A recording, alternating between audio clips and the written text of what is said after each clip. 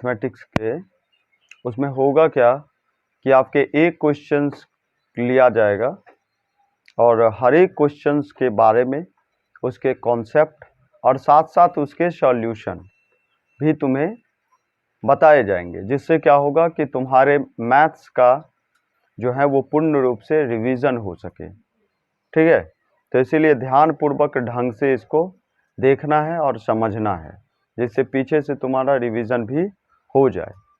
अब आ जाओ, जैसे कि पहला क्वेश्चन है कि 2x + 3y इक्वल टू जो है वो है 11।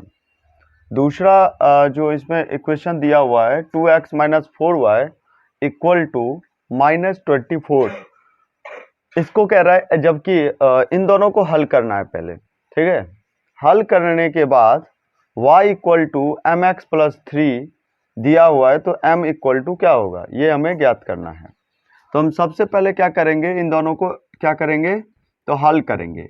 दिया हुआ है 2x + 3y इक्वल टू 11 और इसमें 2x - 4y इक्वल टू -24। अब इसको हल करना हमें, तो हमें क्या करना है, सबसे पहले इन दोनों समीकरणों को, समीकरण फर्स्ट और सेकंड को, इन दोनों को घटा देना है। क्यों? क्योंकि देखो दोनों विधि में से, तीनों विधि में से कोई भी विधि तुम अप्लाइड करके यहाँ बना सकते हो। या तुम प्रतिस्थापन विधि से बनाओ, या विलोपन विधि से बनाओ, x और y का वैल्यू निकालो, या फिर तुम ब्रज गुणनखंड विधि से बनाओ, जो भी मेथड्स हो, लेकिन इन तीनों में से कहीं से निकाल करके, लेकिन x और y का वैल्यू तुम्हें निकाल के उसके बाद इस इक्वेशन में पुट कर देना है, बस हो गया। तो हमें सबसे पहले इन दोनों को हल करना है। तो अगर विलोपन विधि से मैं तुम्हें समझा रहा हूं, अगर यहाँ पे 2x है, यहाँ पर भी 2x है, तो विलोपन विधि में होता क्या है कि एक कोई जो है ना चर राशि, उसको हटाना होता है। या तो तुम x को हटाओ, नहीं तो y को हटाओ, तुम्हारा मर्जी। तो यहाँ पे मैं हटा रहा हूँ x को, क्योंकि ये दोनों जो है वो इक्वल है। इसके जो पीछे में गुणांक है उसका वैल्यू सेम होना चाहिए। तो यहाँ पे x का वैल्यू 2 है, इसके पीछे में भी इसका मान जो है x का जो गुणांक है वो 2 ही है, इसलिए मैं इसी को हटा रहा हूँ। तो इसलिए हम करेंगे क्या, घटाने पर। घटाने पर, तो घटाने पर करेंगे तो ये प्लस है तो क्या होगा माइनस, ई माइनस है तो क्या होगा प्लस, ये माइनस है तो क्या होगा प्लस। तो ये और ये कैंसिल, ये 4x 4y और 3y, ये हो जाएगा 7y equal to E plus 24 और ये इतना, तो हो जाएगा 35। तो y इक्वल टू हो जाएगा 35/7, 7 पंचे 35। y का वैल्यू हमारे सामने निकल के आ गया। अब हम क्या करेंगे, समीकरण या तो तुम फर्स्ट या सेकेंड, दोनों में से किसी में y का वैल्यू रख दो। समीकरण फर्स्ट में मैंने y का मान रखने पर, ठीक है, तो यहाँ पे 2x + 3y इक्वल टू 11 है, तो 2x + 3 इंटू y के जगह पर 5 इक्वल टू 11, तो 2x 5 या 15, तो 11 प्लस है तो उधर जाएगा तो -15, तो इसमें से घटाएंगे -4 और x इक्वल टू 2, तो मतलब -2 निकल के आ गया। x और y का वैल्यू हमें मेरे सामने निकल के आ गया। अब हम क्या करेंगे, इस इक्वेशन में पुट कर देंगे इसको। तो जो इक्वेशन दिया हुआ है, गिवन है y इक्वल टू mx + 3 है, तो यहाँ पे हम y का जो वैल्यू गिवन है वो है 5, ठीक है, और m और x का जो वैल्यू है वो दिया हुआ है -2 और +3। अब देखिए 5 इक्वल टू -2m + 3, प्लस है तो इधर आएगा तो -3 बराबर -2m, तो m इक्वल टू क्या होगा 2/-2, दोनों कट करके मान हो गया वैल्यू -1, तो m इक्वल टू -1 निकल के आ गया। ठीक है, तो मैं आपको मैथमेटिक्स के जो बोर्ड में इस बार 2023 में क्वेश्चन पूछे जाएंगे, उन्हीं टाइप के क्वेश्चंस को मैं बताऊंगा। ठीक है, सभी टॉपिक से जो क्वेश्चंस जो इम्पोर्टेंट है, जो अक्सर पूछने की इस बार उम्मीद है, उन सभी टाइप के क्वेश्चंस को मैं बताऊंगा। VBA क्वेश्चन जो तुम्हें पूछने की उम्मीद है तुम्हारे एग्जामिनेशन में इस बार का, दो संख्याओं का अंतर 26 है तथा एक संख्या दूसरी संख्या के तिगुनी है, तो उन्हें ज्ञात करें। यहाँ पर भी तुम्हें दो जो हैं वो इक्वेशन सेट करना है और उसके बाद दोनों को सॉल्व कर लेना है। वही दोनों जो है वो दो संख्या होंगे। ठीक है, तो हम सबसे पहले क्या करेंगे, ध्यान से बनाना। ठीक है, एक एक टर्म उसमें लिखना है। सबसे पहले हम सॉल्यूशन लिखेंगे। ठीक है, उसके बाद लिखेंगे माना कि दो संख्या क्रमशः x एवं y हैं। अब हम लिखेंगे अकॉर्डिंग टू क्वेश्चन, या इंग्लिश में लिखोगे अकॉर्डिंग टू क्वेश्चन और हिंदी में लिखोगे प्रश्न से। ठीक है, अब पहला जो बातें कहा दो संख्याओं का अंतर, तो भाई दो संख्या तो हमें पता चल ही गया, एक x और एक y, तो x minus y equal to हो गया 26। ठीक है, समीकरण फर्स्ट। अब दूसरा जो समीकरण है उसमें ये है कि पहली संख्या दूसरी संख्या के तिगुनी है। अब देखिए ध्यान दीजिए, पुनः, अब हम लिखेंगे पुनः, क्योंकि आगे पुनः जो है वो क्वेश्चन क्या कहा गया है। एक एक चीजों पर बात पे ध्यान रखना है। ठीक है, मैथमेटिक्स में हर एक चीज लिखना जरूरी है। जब 5 नंबर के क्वेश्चन पूछे, 3 नंबर के, 2 नंबर के, तब अगर 1 नंबर का क्वेश्चन पूछता है तो किसी भी तरह से तुम हल करके, जैसे भी हो हल करके, लेकिन सटीक आंसर, इसमें तुमको आंसर भी अगर याद है, डायरेक्ट मान लो कि यही क्वेश्चन आ गया और तुम्हारे पास अगर आंसर भी याद है, डायरेक्ट मार दो, निकल जाओ, बनाने की कोई आवश्यकता नहीं, क्योंकि ये ऑब्जेक्टिव है।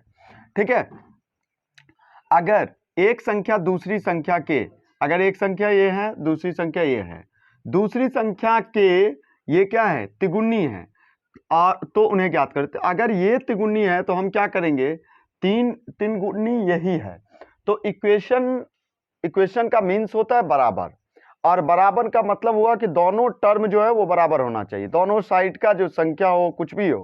ठीक है, अगर मान लो कि राम के पास तीन वस्तु है और श्याम के पास एक वस्तु है, तो भाई राम स्वाभाविक है कि 2 वस्तु ज्यादा है, तो उसको बराबर करने के लिए क्या करोगे तुम, या तो श्याम के पास जितना वस्तु है उसमें 2 जोड़ दो, या राम के 2 वस्तु हटा लो।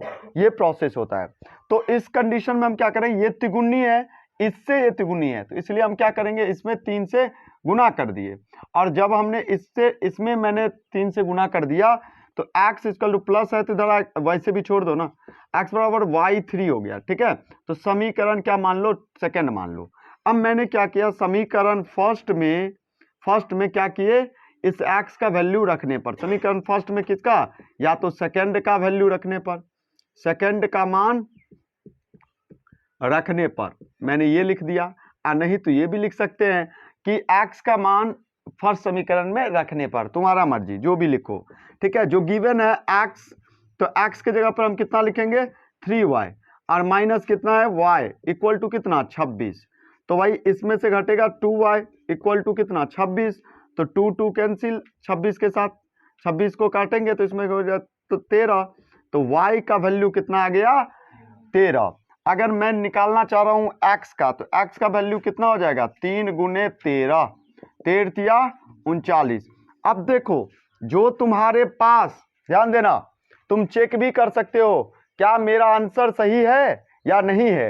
वो कैसे चेक करोगे, तुम्हारे पास जो दोनों इक्वेशन होगा उसके अकॉर्डिंग तुम ये चेक कर पाओगे कि ये दोनों इक्वेशन सही है या गलत है। जैसे मैं पहला समीकरण लूं तो पहले समीकरण में x का वैल्यू कितना निकला है 39, इसमें रखोगे, अब माइनस y का वैल्यू कितना है 13, तो 13 रखोगे तो 39 में से जो 13 घटेगा तो 26 होगा।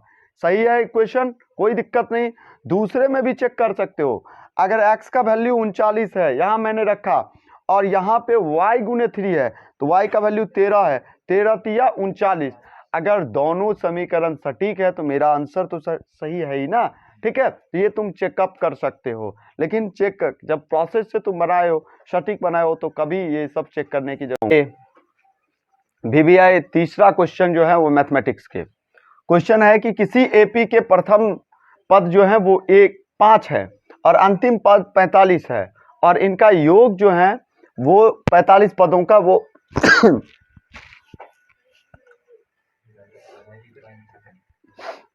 कितना दिया हुआ है 400 है, इसका योग जो है वो 400 है। तो हमको इसमें पता ये लगाना है कि पदों की संख्या कितनी है और साथ साथ इसके सार्वंतर कितने हैं। ठीक है। तो इन दोनों चीज के बारे में थोड़ा जानकारी हम प्राप्ति कर लेते हैं। बहुत सारे अगर बेसिक जानकारी चाहिए तो थोड़ा देख लेते हैं। एपी अगर एपी में कब होगा, जब क्या होगा, उसके बीच का गैप, जो दो संख्याओं के बीच का जो सीरीज दिया होगा, उनके दूसरे पद में से पहले पद का गैप, फिर तीसरे में से दूसरे के बीच के गैप, चौथे में से तीसरे संख्या के बीच के गैप अगर बराबर है तो क्या है उसमें, वो एपी में है। ठीक है। तो 10, 15 कुछ भी, अगर 20 मैंने लिया, यहाँ पे 25 लिया, डॉट डॉट, तो यहाँ पे देखना है कि ये एपी में है कि नहीं। तो 10 में से 5 गया 5, 15 में से 10 गया 5, 20 में से 15 गया 5, 25 में से 20 गया 5, सबके गैप जो है वो 5 का ही है, इसीलिए ये क्या होगा, एपी में है या एपी में है। पहला बात।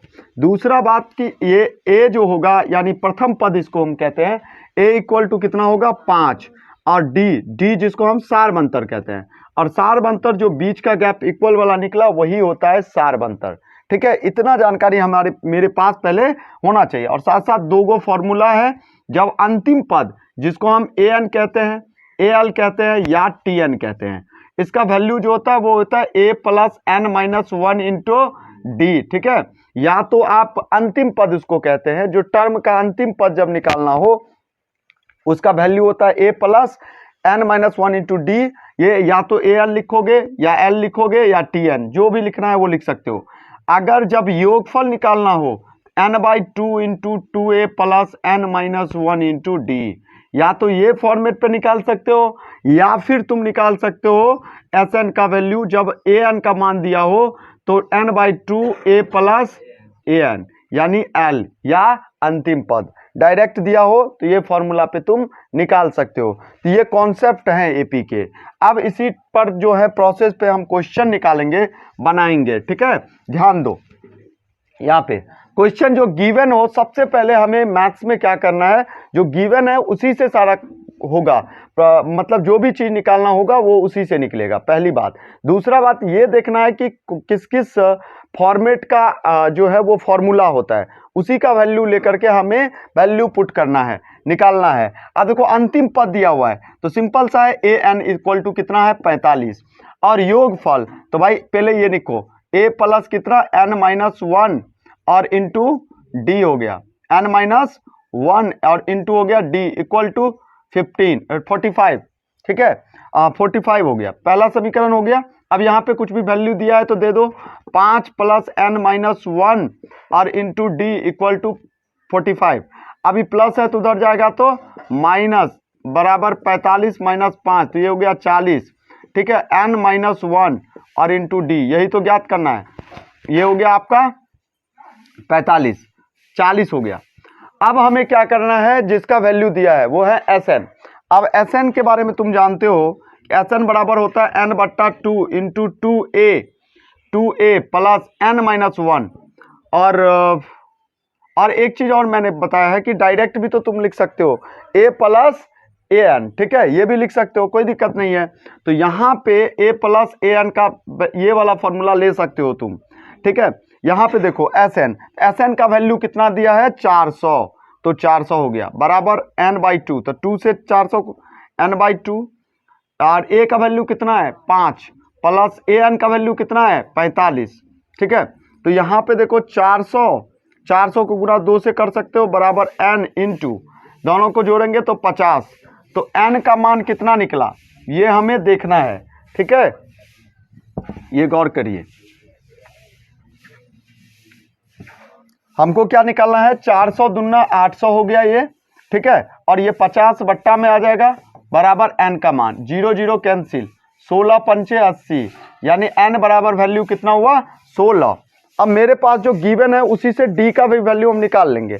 n का तो वैल्यू निकल गया, गिवन है n minus 1 into d equal to 40, मतलब 40। तो n का मान है 16, 16 में से गया 15, तो 15 गुने d बराबर 40, तो d बराबर कितना हो जाएगा 40 बट्टा 15, 5 दिया 15, 5 अट्ठे 40, 8/3 जो है वो हो जाएगा। गुणजों का योगफल तुम्हें एपी में निकालना है। ठीक है।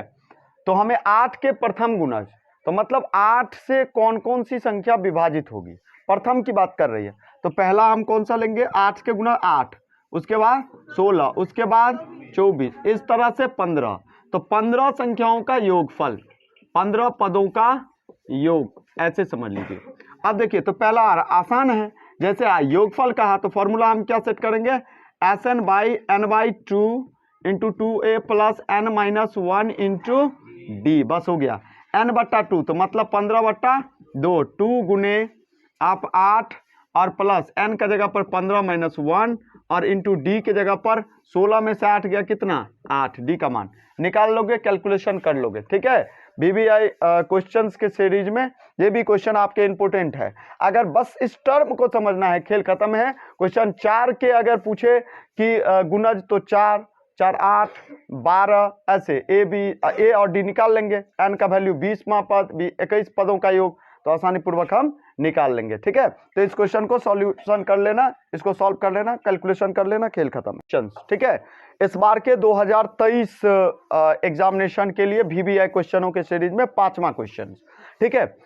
अब इसमें क्वेश्चंस जो दिया हुआ है इसका कोऑर्डिनेट, पहले ए का जो कोऑर्डिनेट दिया हुआ है 2,3 और बी का जो दिया हुआ है वो -1,0 और सी का जो कोऑर्डिनेट दिया हुआ है, निर्देशांक दिया हुआ है वो 2,4 दिया हुआ है, ठीक है। नॉर्मली देखो कैसे करके हम ज्ञात करेंगे वो समझ के ध्यान से समझना, ठीक है। इसको सबसे पहले एक क्या करना, त्रिभुज बना लेना आराम से, ठीक है। ए का लिखा, ए को लिखना 2,3, बी का लिखना, बी का लिखोगे -1,0, क्योंकि अगर मैं एक्सिस पर बताऊं तुमको तो उसमें थोड़ा कंफ्यूज होगे, लेकिन बनाना है थोड़ा इस तरीके से भी तुम आसानी पूर्वक बना सकते हो।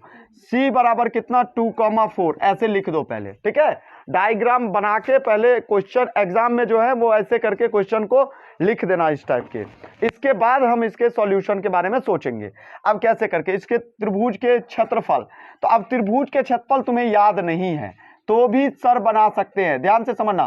त्रिभुज का क्षेत्रफल, कैसे त्रिभुज का क्षेत्रफल लोगे, गौर करना। देखो मैं लिखना सिखा देता हूं तुम लोगों को।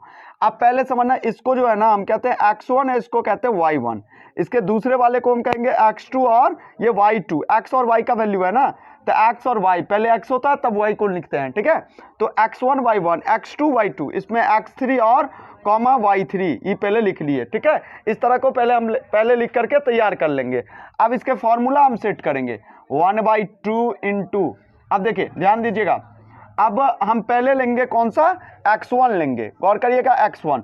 तो मैंने फॉर्मूला पहले मैं सेट करना सिखा रहा हूं, x1, तो y1 को छोड़ देना, ठीक है। यहां पे आ जाना y2 minus y3, y2 minus y3, clear, बीच में फिर प्लस डालना, फिर लेना x1 हो गया। अब x2 को लेना, ठीक है।